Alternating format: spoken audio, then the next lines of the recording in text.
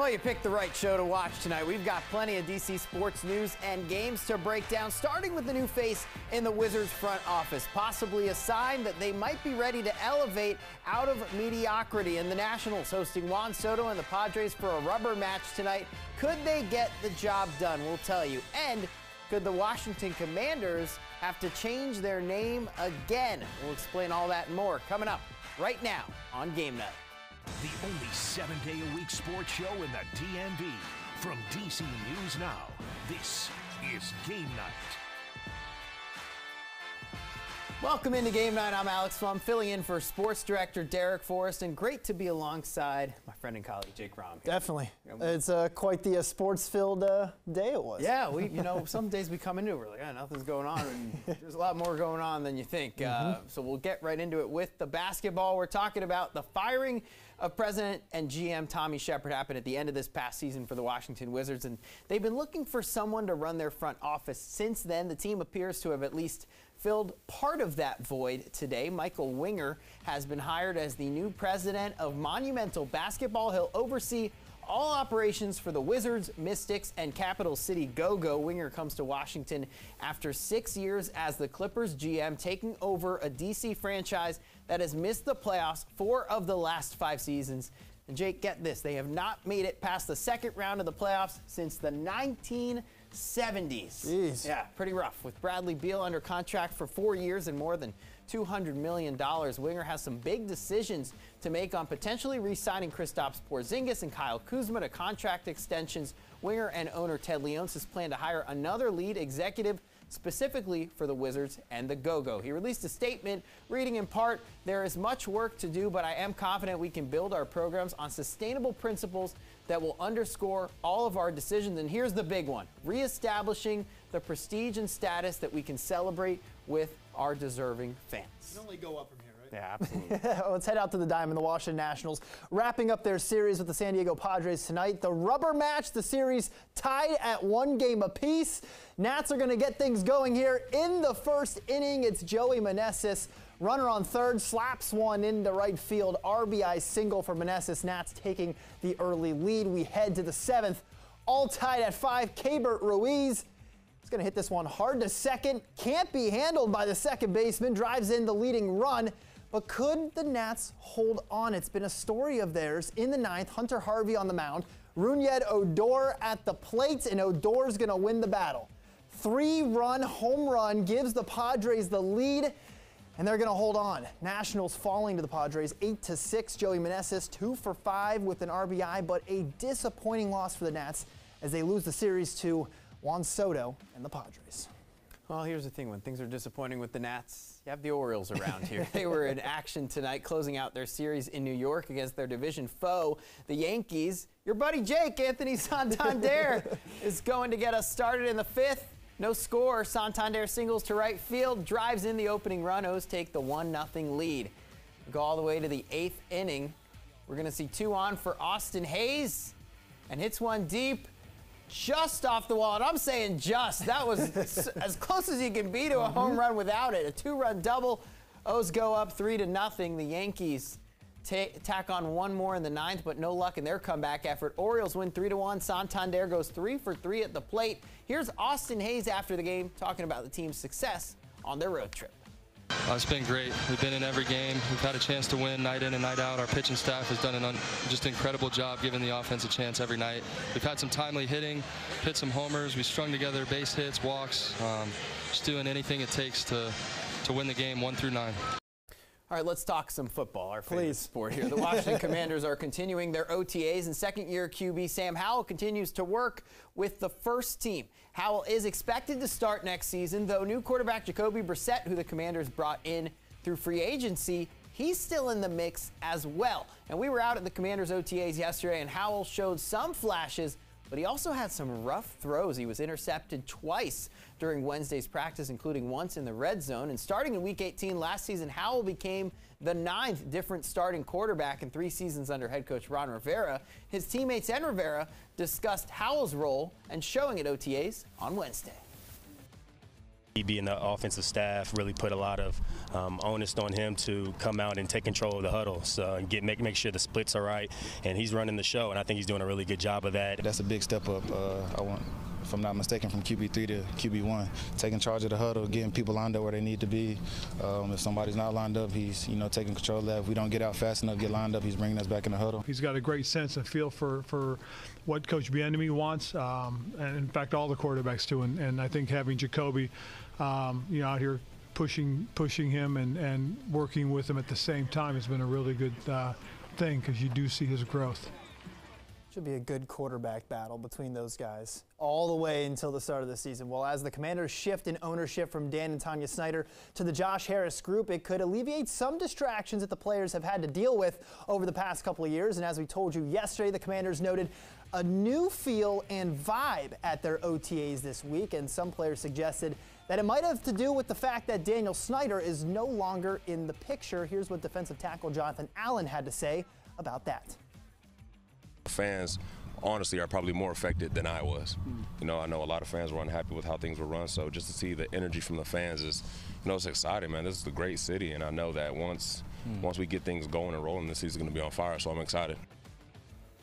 So it turns out the Washington Commanders might have to change their name again, and according to some legal filings at the U.S. Patent and Trademark Office, the franchise's application for a trademark has been denied. The office says the trademark failed for two reasons. First, the Army-Air Force college football rivalry is already called the Commanders Classic. And second, a D.C. resident already has two pending applications for the names Washington Space Commanders and Washington Wolf Commanders. One local trademark lawyer says that this is an early step in the trademark process, and the news right now is being a little bit overblown. It's not as final as people maybe are thinking it is. They don't really have to change the name right now. They have the opportunity to present legal arguments, to tell the examining attorney at the USPTO, okay, this is why we disagree with you, and we don't think there's a likelihood of confusion, which is the standard they're going by. I don't think it's time to ring the bell of finality of the name. All right, so that sounds like good news. That sounds like they might not have to change it. I know a lot of fans want them to change it, but we were talking about this before, Jake. 3 names for this franchise in the last 20-something years. 2 playoff wins, I think, so more name changes than playoff wins. I mean, do they really even need another name change at this point? I don't know. I don't know if they do, but didn't they run into this problem when they were choosing a name before? A guy went out and trademarked like 40 possible names of the Commanders. It's the same guy. Yeah. And here we are again. They're trying to get a trademark, and they're running in the same roadblock. You think they would have done a little bit of homework going into this, and they didn't. And I just find it funny because it just seems like here we are again, whatever possible way that this team is trying to turn something positive. And once again, there's a roadblock. And it's crazy to think that a trademark is so hard to get for these guys. Well, the crazy thing is I wanted Red Wolves as the name, and Jason Wright said they didn't pick Red Wolves because it was a trademark issue. But here we are with Commanders being the trademark issue. But my big thing is at the end of the day, I think it doesn't matter what the name is at this point. They just need to win. And if they win, the fans will forget. The Washington Bienemies? Yeah. I mean, if he brings some winning around here, maybe that will be what it is. Well, coming up on the show, we got a lot more for you. Our buddy Chris Russell from the Team 980 will join us, and we'll be talking Washington Wizards with Chris Russell. More on the hiring of Michael Winger.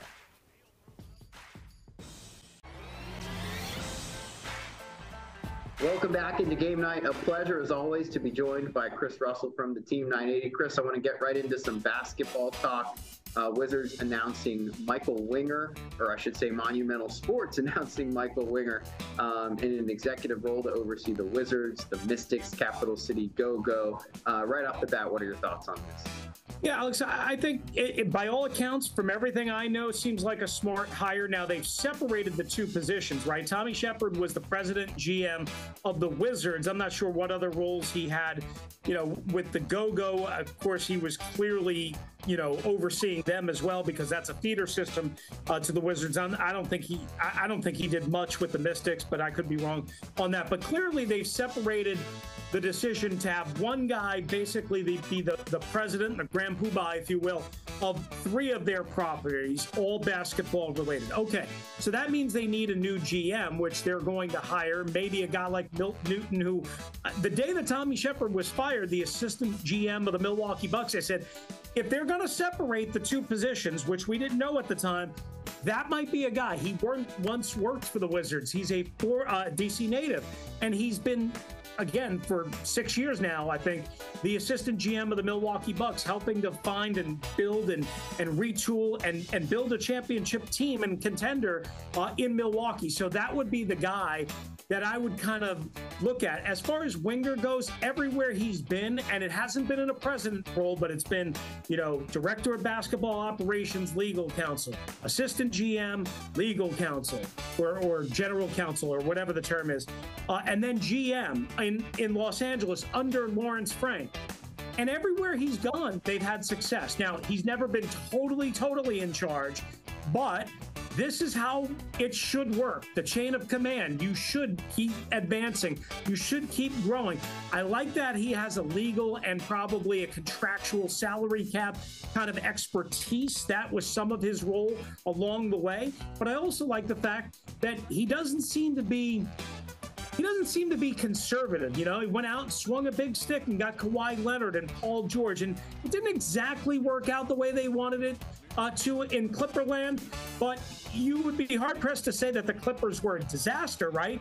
They were better than certainly the Wizards. They made it to a conference final, so this seems like a natural move and a natural step of progression. I know with the Wizards, they've kind of been stuck in this NBA purgatory. We've heard some rumblings that maybe he'd be considering somewhat of a rebuild or a blow-up here.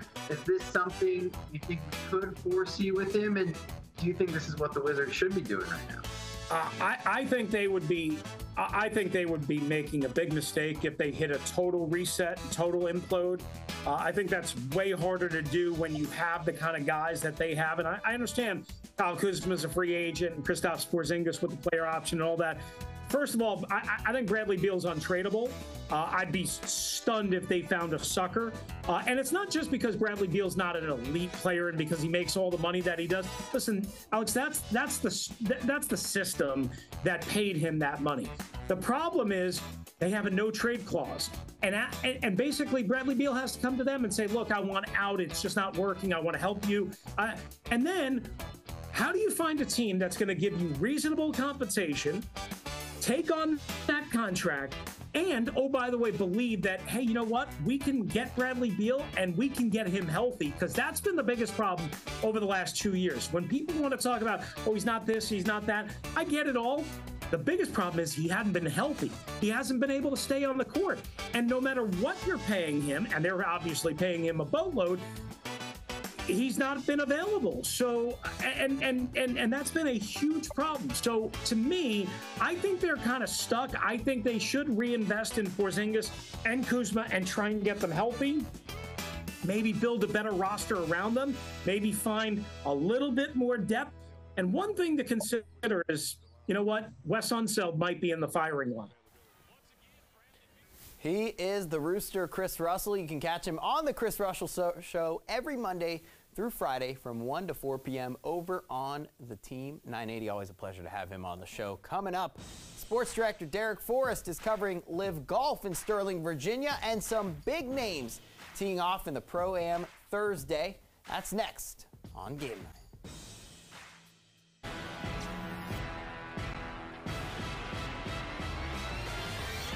Welcome back into Game Night. Live Golf DC tees off tomorrow in Sterling, Virginia at Trump National Golf Club. Our sports director, Derek Forrest, is there covering the event, including today's Pro-Am, with some big names taking part.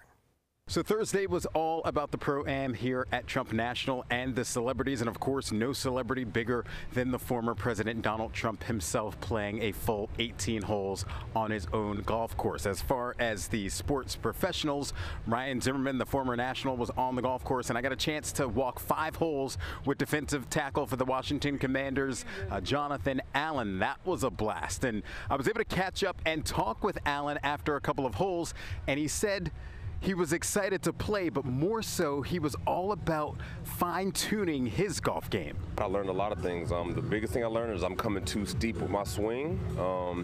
So they told me to, it's more like a baseball swing, and that really helped me out with my drive. I'm not popping as many things out. I'm not flying things as much around. So I've learned a lot. Now I'm trying to just retain it all because these guys are just full of knowledge. But they've been awesome. Everybody's been super great and willing to work with me and everything. As for the football side of things, the Commanders got back onto the field for voluntary OTAs, and Allen says it's great being back with his teammates. Anytime you get to be around the guys and you're putting in that work that's going to help you throughout the season, it's always a good time. And being from this area, I'm already here, so I love football, and the biggest thing I love about football is being around the guys, so it's been awesome. So now that the Pro-Am is done, we now look forward to tomorrow. Friday afternoon is when round 1 of Live Golf DC will begin, as tee times are set for 1:15 p.m. Reporting from Trump National, I'm Derek Forrest, DC News Now.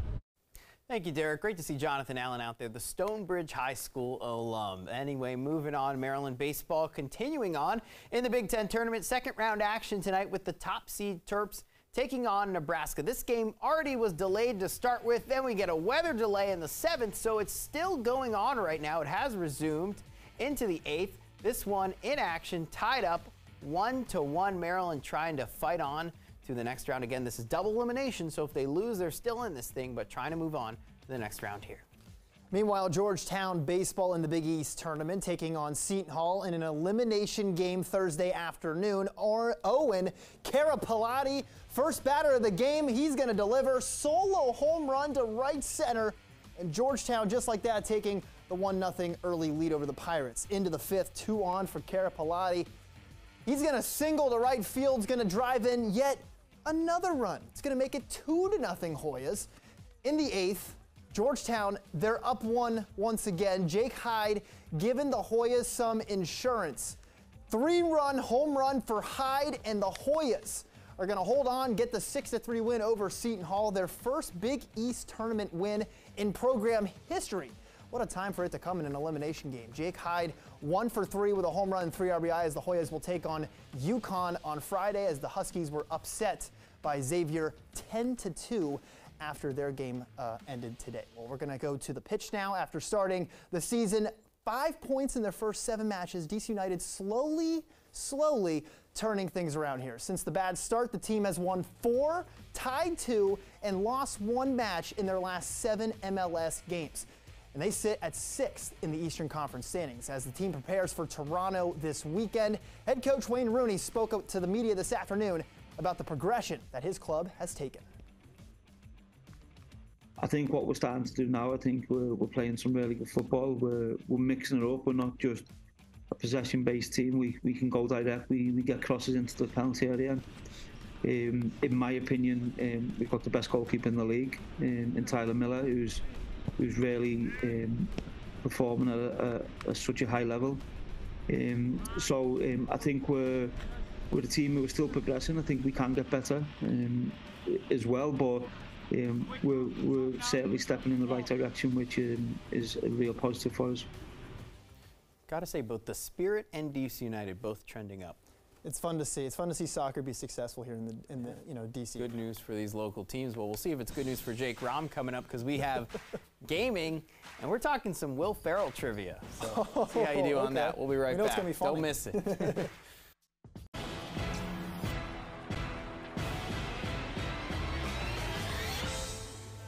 Welcome back into Game Night. We're going to have some fun with this one. We all love Will Ferrell movies. Of course. So I'm going to give you a character. You're going to tell me if it's a movie or whatever the name of the movie, or if it's a TV show, the name of the TV show. So let's get to it. It's a Will Ferrell character. So who? Ron Burgundy. That's from Anchorman. So you get what we're doing here, so right? It's a movie. I give you the character, you name the movie. All right. Did I say? Anchorman. Okay, next one. Ricky Bobby. Talladega Nights. Okay. Brennan Huff. That is Step Brothers. Yeah. I never heard his last name before, I think. I know how you remembered it, but I'm not going to say it. Buddy. Buddy the Elf. That is Elf. Yeah. Alan Gamble. The other guys. Yes. You know that's my favorite. You tensed up a little. I think that's you gave my it away. favorite. Phil Weston. Phil. I'm just laughing. Land of the Lost. I don't know. Kicking and screaming. I don't know. I wouldn't remember It's that. a good one. President Business. Guessing the campaign. Lego Movie. That's one people might not know. Yeah. All right, here's a good one. Chaz Michael Michaels. Chaz Michael Michaels. That's Blades of Glory. It's a great movie. Yep. Frank Ricard. Frank the Tank. That's old school. Yes. Good job. Good job. Cam Brady. This is a hard one. They get hard now. Cam Brady. That's the campaign? Yes. Okay. Good job. Good job. That seems like a person that would run for office, Cam Brady. Mugata. Excuse me? Land of the Lost. I don't know. Zoolander. All right, one more. Dr. Rick Marshall. I feel like I should know that. Rich Marshall, sorry. You've said it like 10 times. Land of the Lost? Yeah. All right. As we walk over to the couch, I'll give you one more. Jackie Moon. Jackie Moon. Ooh, semi-pro. That's a good one. Good job, Jake. All right. Makes me want to watch a Will You make me feel Ferrell like I wasn't movie, going to do good on that earlier. Well, no. You were scaring me. You did well. You did well. But we're glad we got the other guys in there. The best Will Ferrell movie. What's your favorite? Step Brothers. Probably. That's probably my second favorite. And Anchorman's a good one, too. We like it around here. Anyway, that'll do it for this edition of Game Night. He's Jake Rom. I'm Alex Flum. We leave you with the calls of the night. There's a base hit to right, and the Nats go ahead. Joey Meneses, RBI number 25, to Ty Thomas and Abrams atop the team. Runs batted in list. There's a base hit to left. Meneses scores. Candelario into third. And Corey Dickerson, the veteran, comes through in a...